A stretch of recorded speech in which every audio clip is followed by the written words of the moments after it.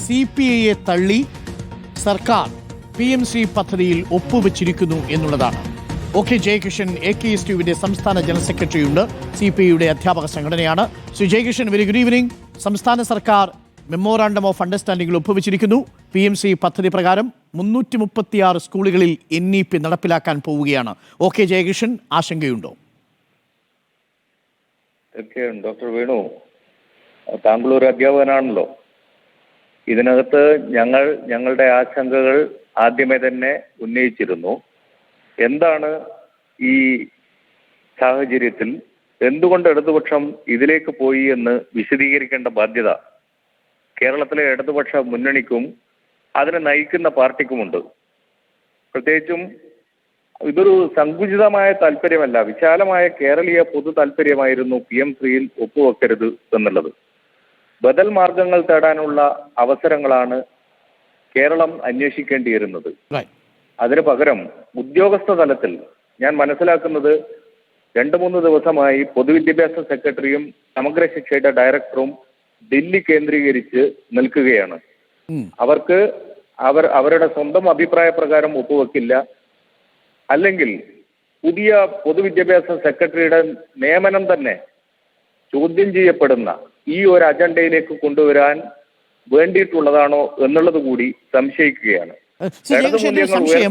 ഈ PMC പദ്ധതി നടപ്പിലാക്കിയാൽ സ്വാഭാവികമായും ചുരുങ്ങിയത് 336 സ്കൂളുകളിലെങ്കിലും NEP നടപ്പിലാക്കപ്പെടും.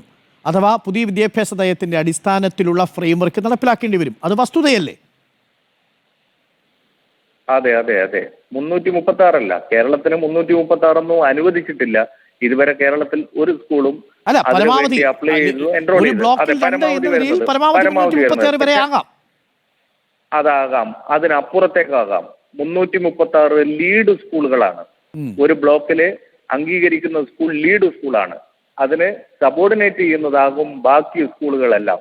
യഥാർത്ഥത്തിൽ കേന്ദ്രം ആഗ്രഹിക്കുന്നത് ഒരു ബ്ലോക്കിനകത്ത് ലീഡ്, ഇപ്പോൾ തന്നെ നമ്മുടെ പഞ്ചായത്ത് എഡ്യൂക്കേഷൻ ക്ലസ്റ്റർ സ്കൂളുകൾ എന്ന് പറഞ്ഞുകൊണ്ട് നിൽക്കുന്നത് പോലെ ഒരു ലീഡ് സ്കൂളിന് കീഴിൽ ആ ലീഡ് സ്കൂൾ പറയുന്ന നയങ്ങളും പരിപാടികളും നടപ്പാക്കുവാൻ ബാധ്യതപ്പെട്ടതാകും ആ ബ്ലോക്കിനകത്തെ മറ്റു സ്കൂളുകളും. അതെ, മാത്രമല്ല സംശയം ഞാൻ ചോദിക്കട്ടെ അങ്ങയോട്. ഇപ്പോൾ നിലവിൽ 5+3+3+4 എന്ന ഘടനയിലേക്ക് തിരഞ്ഞെടുക്കപ്പെടുന്ന ഈ സ്കൂളുകളിലെ കരിക്കുലം ഫ്രെയിംവർക്കും സ്ട്രക്ചർ മാറേണ്ടി വരും.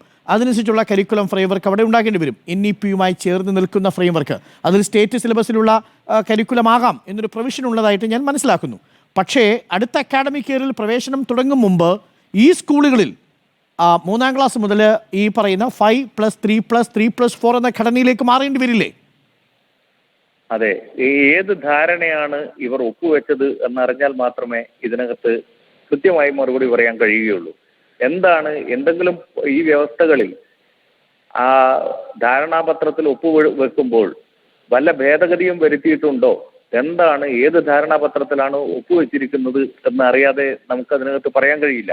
എന്തായാലും ആ മുന്നോട്ട് വെച്ചിരിക്കുന്ന PM3യിൽ നിലവിൽ മുന്നോട്ട് വെച്ചിരിക്കുന്ന PM3 framework on school transformation എന്ന രൂപരേഖ പ്രകാരമാണെങ്കിൽ താങ്കൾ പറഞ്ഞതുപോലെ തന്നെയാണ് സംഭവിക്കുക.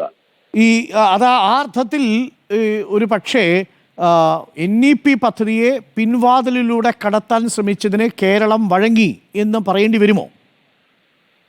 പിൻവാതിൽ മാത്രമല്ല, ഇത് പിൻവാതിലൂടെയല്ല മുൻവാതിലൂടെ തന്നെ വരുന്നതാണ് എന്ന് ഈ ഫ്രെയിംവർക്കിന്റെ 1ാം പേജിൽ എഴുതി വെച്ചതാണല്ലോ. അതുകൊണ്ടാണ് ഞങ്ങൾ ആദ്യം തന്നെ അത് പറഞ്ഞത്. അതിന്റെ 6 പില്ലേഴ്സും NEPയിലെ 1 മുതൽ 8 വരെ അധ്യായങ്ങൾ ആണ് നടപ്പാക്കേണ്ടത് എന്ന് വ്യക്തമായി പറഞ്ഞതാണ്. യഥാർത്ഥത്തിൽ അത് ഒപ്പുവെക്കുകയാണെങ്കിൽ കേരളത്തിന്റെ പൊതുവിദ്യാലയങ്ങളെ, പൊതുവിദ്യാഭ്യാസ മേഖലയെ ഒറ്റുകൊടുക്കുന്ന സമീപനമാണ് ഇതിലൂടെ നിലവിലുള്ള ഈ ഒപ്പിട്ടവർ ചെയ്തിരിക്കുന്നത് എന്ന് വളരെ ഷാർപ്പായിട്ടുള്ള റിയാക്ഷനാണ്. Thank you Shri OK Jaikishan.